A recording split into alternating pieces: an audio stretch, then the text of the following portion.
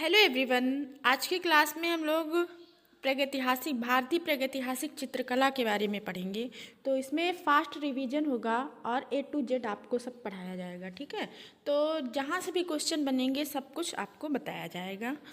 फिर देखते हैं, भारतीय चित्रकला का उद्गम प्रागैतिहासिक काल से माना जाता है। भारतीय चित्रकला का जो उद्गम माना जाता है वो प्रागैतिहासिक काल से माना जाता है। ऐतिहासिक काल से पूर्व की कला को हम क्या कहते हैं? प्रागैतिहासिक काल कहते हैं। तो प्रागैतिहासिक काल किसे कहते हैं? ऐतिहासिक काल से पूर्व की जो कला है उसको हम प्रागैतिहासिक काल कहते हैं। आदिम मानव की कला प्रागैतिहासिक युग से संबंधित है। जो प्रागैतिहासिक युग की जो कला है वो आदिम मानव से क्या है? संबंधित है। प्रागैतिहासिक कला से संबंधित चित्र, ये बहुत इंपॉर्टेंट पॉइंट है। प्रागैतिहासिक कला से संबंधित जो चित्र हैं वो किस में बने हैं? छेपांकन पद्धति, या इसको कह सकते हैं स्टेंसिल भी आ सकता है। तो छेपांकन पद्धति और स्टेंसिल में बने हैं। प्रागैतिहासिक चित्रों से उस समय के तत्कालीन जनजीवन एवं संस्कृति का क्या होता है? पता चलता है। प्रागैतिहासिक शैलखंड, जो शैल चित्र हैं उन पे जो है विद्वानों द्वारा 5 प्रकार की शैलियाँ खोजी गई हैं। कितनी प्रकार की शैलियाँ खोजी गई हैं? जो शैल चित्र हैं, जो गुफाओं को चित्रित किया गया है, गुफा कह सकते हैं चित्र जो हैं। तो इसमें शैली कितने प्रकार की? 5 शैलियों का प्रयोग किया गया है, जैसे कि पूरक शैली है, अर्धपूरक शैली, रेखा शैली है, अलंकृत शैली है और छेपांकन शैली है। फिर है कनाडाई पुरातत्वविद और लेखक डेनियल विल्सन। कौन है? डेनियल विल्सन, बहुत इंपॉर्टेंट है। इनकी जो पुस्तक है, ऐसी पुस्तक है इनकी, तो याद रखेंगे, archaeology and pre historic analysis of Scotland, जो 1851 में ये बुक आई थी। Archaeology and historic analysis of Scotland जो 1851 में आई थी, इसमें इन्होंने सर्वप्रथम प्रागैतिहासिक शब्द का प्रयोग किया। तो सर्वप्रथम पूछा जा सकता है कि सर्वप्रथम प्रागैतिहासिक शब्द का प्रयोग किसने किया है? तो सर्वप्रथम प्रागैतिहासिक शब्द का प्रयोग डेनियल विल्सन ने किया है। तो किसमें किया? अपनी पुस्तक archaeology and pre historic analysis of Scotland में किया है। फिर अगला पॉइंट देखते हैं, प्रागैतिहासिक चित्रकला का इतिहास। पुस्तक के लेखक, ये बहुत इंपॉर्टेंट बुक है, इसको याद रखेंगे। भारतीय प्रागैतिहासिक चित्रकला ये बुक है। तो इसके लेखक कौन है? तो डॉक्टर जगदीश गुप्त हैं। अब देखते हैं चित्रकला की परिभाषा, ठीक है। तो किसी धरातल पर रंग तथा रेखाओं की सहायता से चौड़ाई, गोलाई तथा ऊंचाई को अंकित कर किसी रूप का आभास करना क्या कहलाता है? चित्रकला कहलाता है। तो पृथ्वी पर जीव उत्पत्ति के आधार पर प्रागैतिहासिक मानव का जो उद्भव हुआ है वो 4 भागों में बांटा गया है। कितने भागों में? 4 भागों में। तो देखते हैं, जब इस युग में, किस युग में? तो एजोइक, कौन सा युग है? एजोइक जो युग है, इसमें क्या है? इस युग में पृथ्वी पर क्या है? एक कोष्ठकी जीव की उत्पत्ति हुई। तो पृथ्वी पर एक कोष की जो जीव का एक कोष्ठक जो जीव का उत्पत्ति हुई है, किस युग में हुआ है? तो एजोइक युग में हुआ है। फिर अगला देखते हैं, पेलोजोइक युग। जो पेलोजोइक युग है, तो इस युग में आकशेरुकी रूप में विकसित हुए हैं। तो आकशेरुकी जीव किस युग में विकसित हुए हैं? तो पेलोजोइक युग में आकशेरुकी जीव विकसित हुए हैं। फिर देखते हैं अगला क्या है, मिसोजोइक। तो मिसोजोइक में क्या है? तो इसमें कशेरुकी हैं। आकशेरुकी तो पेलोजोइक में, तो मिसोजोइक में इसमें कशेरुकी जीव का विकास हुआ है। फिर है सिनोजोइक। तो सिनोजोइक में इसमें स्तनधारी जीवों का विकास हुआ है सिनोजोइक में, ठीक है। फिर है मनुष्य की उत्पत्ति आज से कितने वर्ष पूर्व बताया जाता है? तो 20 लाख वर्ष पूर्व इनकी मनुष्य की उत्पत्ति को माना जाता है। पूर्व आषाढ़कालीन मानव क्या बनाते थे? पत्थर, हड्डी और लकड़ी के मोटे भद्दे औजार या हथियार बनाते थे। सबसे पहले पत्थर के बनाना शुरू किए। फिर है भारत में प्रस्तर युग के औजार की खोज जो हुई थी, बहुत ही इंपॉर्टेंट पॉइंट है, इसको जरूर याद रखेंगे। भारत में जो प्रस्तर युग के औजार की जो खोज हुई है वो किसने की है? तो रॉबर्ट ब्रूसफुट ने की है, ठीक है। तो कहाँ से हुई है? तो मद्रास के समीप पल्लवारम स्थान से हुई है। कब हुई है? तो 1863 में हुई है। फिर अगला पॉइंट, ये भी इम्पॉर्टेंट पॉइंट है, तो इसमें देखेंगे सन 1865 में कौन? एच बी वाइने ने हैदराबाद में गोदावरी नदी के किनारे कौन से? पैथान नामक स्थान से एक फॉसिल प्राप्त की है, ठीक है, फॉसिल एक प्राप्त की है। उसके बाद देखते हैं प्रागैतिहासिक काल, इसको 3 भागों में बांटा गया है। तो प्रागैतिहासिक काल को कितने भागों में बांटा गया? 3 भागों में। समय भी याद रखेंगे, समय भी पूछा जा सकता है। तो पूर्व पाषाण काल, इसका जो समय है कला की दृष्टि से, ठीक है, तो कला की दृष्टि से पूर्व पाषाण काल जो हिस्ट्री की दृष्टि से अलग है लेकिन कला की दृष्टि से अलग है। तो पूर्व पाषाण काल का जो समय है 30,000 ईसा पूर्व से 25,000 ईसा पूर्व है। इसमें क्या है इसके बारे में देख लेते हैं। पूर्व पाषाण कालीन जो मानव था वो कहाँ रहता था? तो गुफाओं में रहता था और ये पत्थर, हड्डी, लकड़ी के मोटे भद्दे औजारों को बनाता था। पर प्रस्तर युग के औजार सोवा, कौन कौन सी नदी याद रखेंगे? सोवा, नर्मदा, साबरमती नदियों के घाटियों से मिले हैं। जो प्रस्तर औजार हैं कहाँ से मिले हैं? तो सोवा, नर्मदा, साबरमती नदी की घाटियों से मिले हैं। भूगर्भ शास्त्रियों के अनुसार दक्षिण भारत, कहाँ का? दक्षिण भारत का जो क्षेत्र है वो सबसे प्राचीन, पूरा पाषाण काल का जो सबसे प्राचीन केंद्र है या सबसे प्राचीन कह सकते हैं एरिया है, कौन सा है? दक्षिण भारत का क्षेत्र है। पूर्व पाषाण युग का मानव दक्षिणी भारत में कहाँ से? तो चेन्नई, दक्षिणी भारत में चेन्नई के पास कौन सा स्थान है? अंगोला चिंगलेपुत, कौन सा? अंगोला चिंगलेपुत, अंगोला चिंगलेपुत या कह सकते हैं कुडापा, अंगोला चिंगलेपुत और कुडापा क्षेत्र तक ये क्या है? सीमित रहा है। ये कहाँ के क्षेत्र हैं? तो ये भारत में चेन्नई के क्षेत्र हैं।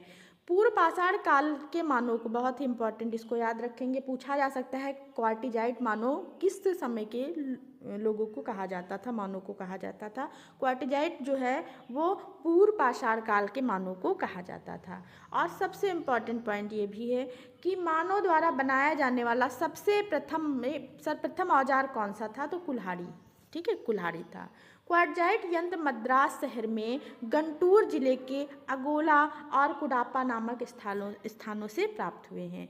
मानव सर्वप्रथम धरती पर, पूछा जा सकता है मानव सर्वप्रथम धरती पर कब आया? तो कब आया था? प्लाइस्टोसीन। कहाँ आया था? तो अफ्रीका में। पूर्व पाषाण युग के गोल पत्थर से जो बने, पूर्व पाषाण काल में जो गोल पत्थर से बने उपकरण है, कुछ ये भी इम्पॉर्टेंट है, यहाँ से सारे इम्पॉर्टेंट पॉइंट हैं। तो गोल पत्थर के जो औजार हैं पूर्व पाषाण काल में हैं, तो वो किस नदी से प्राप्त हुए हैं? तो सोहन नदी घाटी से प्राप्त हुए। सोहन नदी कहाँ पे है? तो ये वर्तमान में प्रेजेंट में पाकिस्तान से प्राप्त हुए, पाकिस्तान में पड़ता है। पूर्व पाषाण कालीन जो मानव था वो आखेटक था और खाद्य संग्रह था। पूर्व पाषाण कालीन हड्डी से निर्मित, ये भी पॉइंट बहुत ही इंपॉर्टेंट है, हड्डी से निर्मित जो मातृ देवी की प्रतिमा है, तो मातृ देवी की प्रतिमा पूछा जा सकता है किस नदी घाटी से प्राप्त हुई? तो ये बेलन नदी, ठीक है, सोहन नदी ना याद रखना है, बेलन नदी घाटी से प्राप्त हुई है। फिर सर्वप्रथम अग्नि का आविष्कार पूर्व पाषाण काल में हुआ है। तो अग्नि का आविष्कार कब हुआ है? तो पूर्व पाषाण काल में हुआ है। सर्वप्रथम पिथीकेंथोपस और क्या है? पेकनेनिस जो मानव है, इन्होंने अग्नि का आविष्कार किया था। महाराष्ट्र के बोरी नामक स्थान पर खुदाई में मिले अवशेषों के आधार पर अस्तित्व 14 लाख वर्ष पहले माना जाता है। तो महाराष्ट्र के बोरी नामक स्थान से जब खुदाई हुई है तो वहाँ पे मानव का अस्तित्व माना जाता है कि ये 14 लाख वर्ष पहले का मानव का अस्तित्व माना जाता है। फिर हम लोग आते हैं मध्य पाषाण काल के बारे में पढ़ते हैं। तो दूसरा पॉइंट है हमारा मध्य पाषाण काल, जिसका समय है, जिसको इंग्लिश में भी कभी कोई पूछा जा सकता है, पूछा भी जाता है, पूछा जा नहीं सकता, पूछा जाता है, ठीक है। तो इसमें देखें मेसोलिथिक एज, इंग्लिश में इसको मध्य पाषाण काल को मेसोलिथिक एज कहते हैं। तो मध्य पाषाण ना देकर मेसोलिथिक एज भी दिया जा सकता है। तो 25,000 ईसा पूर्व से इसका समय 10,000 ईसा पूर्व है। तो पूर्व पाषाण काल और नव पाषाण काल के मध्य को संक्रमण काल, देखिए संक्रमण काल भी इसको कहते हैं मध्य पाषाण काल को। तो पूर्व पाषाण काल और नव पाषाण काल के मध्य काल को हम मध्य पाषाण काल कहते हैं। मध्य पाषाण काल का जो समय है पुरातन प्रस्तर युग के बर्बर जीवन व नव प्रस्तर युग के समय के संधि वाला समय माना जाता है, इनके बीच का समय माना जाता है। फिर देखते हैं मध्य पाषाण काल के जो औजार थे वो सुडोल ज्यामिति, ठीक है, ज्यामिति रूप में औजार थे।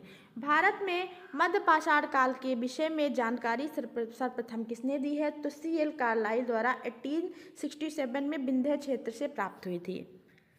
मध्य पाषाण काल के जो औजार, इसमें देखिए बहुत ही इंपॉर्टेंट ये पॉइंट है कि माइक्रोलिथिक या छोटे औजार पूछा जा सकता है कि किस काल के, ये किस काल से संबंधित है।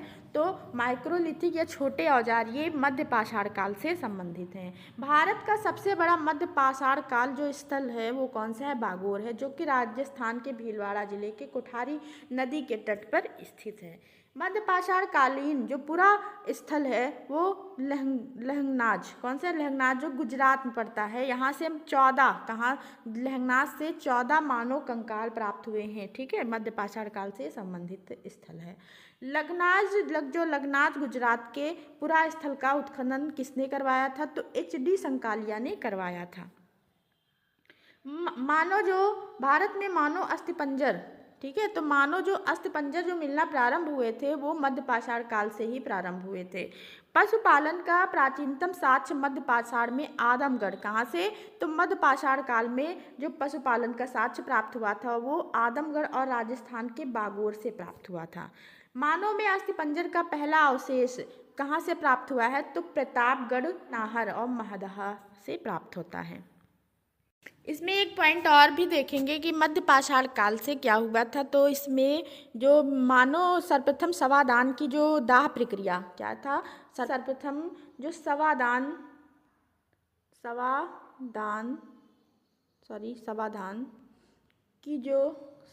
की दाह प्रक्रिया, दाह संस्कार कह सकते हैं, दाह प्रक्रिया तो किसमें शुरू हुआ था? तो ये मध्य पाषाण काल में ही शुरू हुआ था। ठीक है, मध्य पाषाण काल से शुरू हो गया था।